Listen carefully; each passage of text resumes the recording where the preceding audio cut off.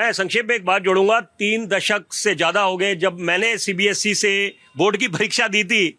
जो ट्रेंड तब था वो ट्रेंड आज भी बरकरार है। अखबार की जो हेडलाइन बनती है वो आज भी वही है जो पहले थी 30 वर्ष से ज्यादा पहले, 35 वर्ष की, girls outshine boys yet again.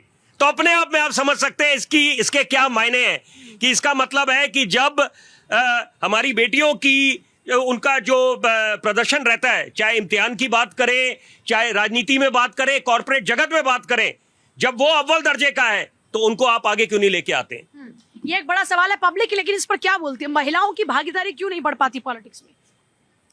Ma'am वैसे सर के साथ मैं सहमत हूँ कि हम हमेशा देखा है कि गर्ल्स हमेशा आगे रही हैं, टॉप होती हैं। सीबीएसई एग्जाम ले लीजिए या कोई भी परीक्षा का मतलब कोई भी अव्वल दर्जे में ले लीजिए, महिला आगे होती हैं। अब पॉलिटिक्स से मैम इसके लिए मैं तो कुछ नहीं बोल सकता, पर होना चाहिए आने वाले टाइम में 60% होना चाहिए। प्रधानमंत्री मुख्यमंत्री होनी ही चाहिए, ऐसा मानते हैं? हाँ बिल्कुल मैम, बिल्कुल होना चाहिए। क्या बोल रहे थे आप? देखिए, देश की महिलाएं मुख्यमंत्री भी बनी है और प्रधानमंत्री भी बनी है और राष्ट्रपति भी है और थी भी, तो महिलाओं का सम्मान पूरा है। और दिल्ली की मुख्यमंत्री ने एक आदेश जारी किया है कि दुकानों पे जो काम करती है महिलाएं, उनको रात को 8 बजे के बाद भी नौकरी कर सकती हैं, उनकी महिलाओं की रिटर्न परमिशन के साथ। ये भी सम्मान है उनका।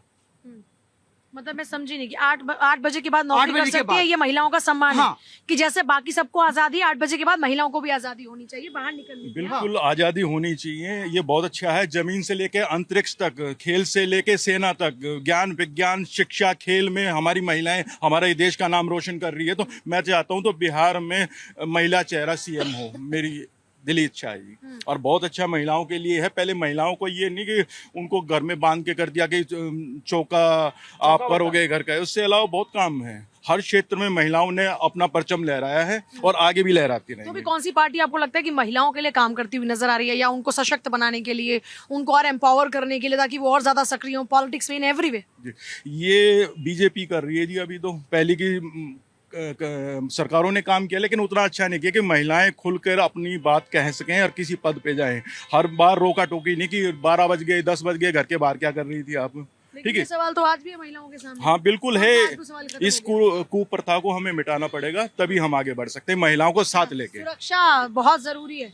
हम 35% नौकरी में देंगे आरक्षण, हम 10,000 देंगे, हम 3,000 देंगे, हम 5,000 देंगे, पर हम तुम्हें टिकट भी देंगे। ये वाली बात हम कमी देखने को हम देखते हैं, कमी और कमी सुनने को मिलती है क्या? बिल्कुल सही कह रहे हैं मैम। जितने भी हमारी राजनीतिक पार्टियां हैं उसमें बीजेपी, कांग्रेस, सपा बसपा ना किया जाए या फिर एनडीए का जो गठबंधन है, सबको मिलकर साथ में करना चाहिए। क्योंकि महिलाएं जब हमारी आगे जाएंगी उसमें जो है हमारी बहन भी हो सकती है, हमारी बेटी भी हो सकती है, हमारी माँ भी हो सकती है। अब उसमें अगर राजनीति करने लगे नहीं, महिलाएं कैसे जा पाएंगी?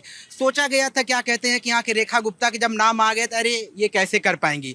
आज वो स्टेट को संभाल रही है ना। बिहार में भी अगर किसी महिला को, पहले भी महिलाओं ने तो ज्यादा संभाला दिल्ली को, संभाला है मैम, संभाला है। वही तो मैं कह रहा हूँ। देखिए हमारी यहाँ पे क्या कहते हैं सुषमा स्वराज जी रही सीएम, यहाँ पे हमारी जो है शीला दीक्षित भी रही और यहाँ पे रेखा जी भी हैं। ये सब संभाल रही हैं।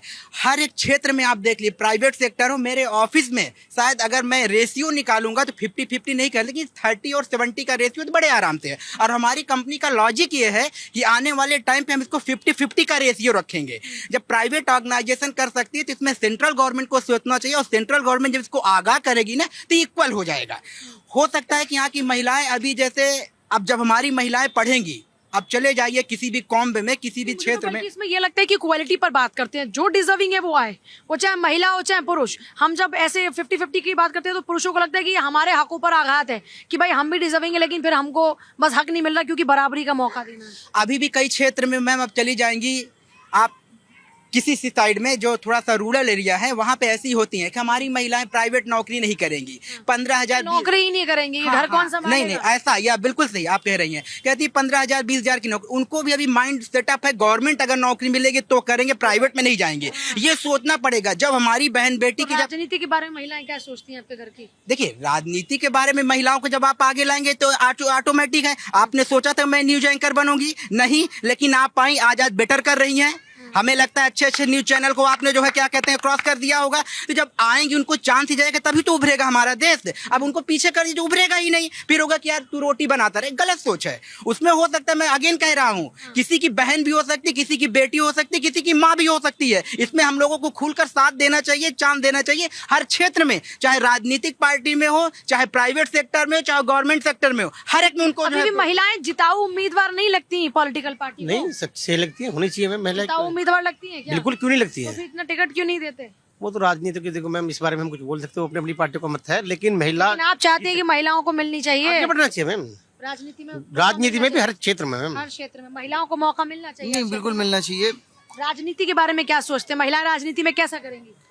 नहीं, अगर मौका मिलेगा तो अच्छा ही करेंगी। अच्छा ही करेंगी। हाँ, लेकिन मौका मिलता ही कहाँ है? नहीं मिलता, क्यों नहीं मिल पाता? या मान लो इतनी कैपेबल नहीं होती हैं, या महिलाएं आना नहीं चाहती हैं, जो भी मान लो। अच्छा, कैपेबिलिटी का क्या क्राइटेरिया है पॉलिटिक्स में आने के लिए? नहीं, पॉलिटिक्स में ज्यादातर महिलाएं आती नहीं है। कौन है बताओ, किस पार्टी में एक महिलाएं? कोई भी फील्ड में ले लो, आपके जर्नलिज्म फील्ड में अगर 10 पुरुष होंगे तो एक महिला होगी। नहीं, ऐसा भी नहीं है। हमारी फील्ड में तो महिलाओं की भागीदारी बहुत तेजी के साथ बढ़ रही है। पूजा जी, आपके माध्यम से दो चीज़ें बताना चाहूँगी। पहली बात, हमारी एनडीए की सरकार या बीजेपी सरकार वो सरकार है, अगर आप पिछली पुरानी किसी भी सरकार को देख लीजिए, जिसने महिलाओं को उनका हक दिलाने की पुरजोर कोशिश की। आप समझिएगा, प्रेसिडेंट हमारी श्री द्रौपदी मुर्मू जी वो यंगेस्ट प्रेसिडेंट बनी है, मतलब सबसे कम उम्र की राष्ट्रपति बनी है भारत की, वो भी आदिवासी महिला। इसी तरह से अगर आप सारी चीज़ें देखें, सेना की भी जो कॉन्फ्रेंस कराई गई सोफिया कुरैशी जी और वेरोनिका जी से कराई गई, दिल्ली की जो मुख्यमंत्री बनी रेखा जी बनी, दिल्ली जितनी भी अगर आप पूरे सिनेरियो को एनालाइज करेंगे तो समझ में आएंगे कि भाजपा वो सरकार है जो महिलाओं के लिए सोचती है, कार्य करती है। कांग्रेस कहेगी कि हमारे तो देश की प्रधानमंत्री इंदिरा गांधी थी, वो कहेंगे शीला दीक्षित हमारी मुख्यमंत्री थी। अभी मैं और भी राज्यों में गिना देंगे वो लोग। अभी पूजा जी आपको दो छोटे से एग्जांपल बताऊंगी, लेकिन अगर वो ग्राउंड लेवल पे देखेंगे तो इतने बड़े एग्जाम्पल हैं और अभूतपूर्व हैं इतिहास में। पहला, ट्रिपल तलाक एबोलिशन।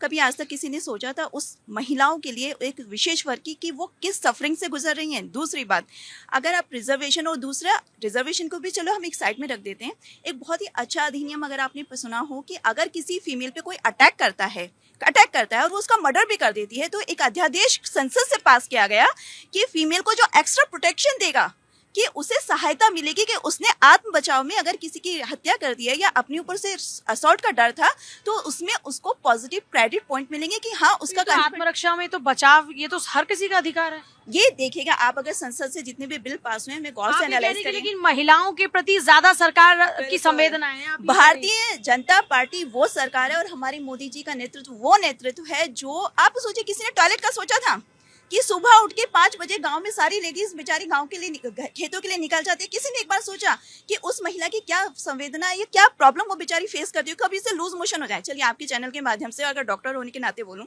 वो बेचारी फीमेल जिसके घर में टॉयलेट नहीं है, how will she will suffer? क्या करेगी वो बेचारी, क्योंकि उसके पास तो टॉयलेट की सुविधा ही नहीं है।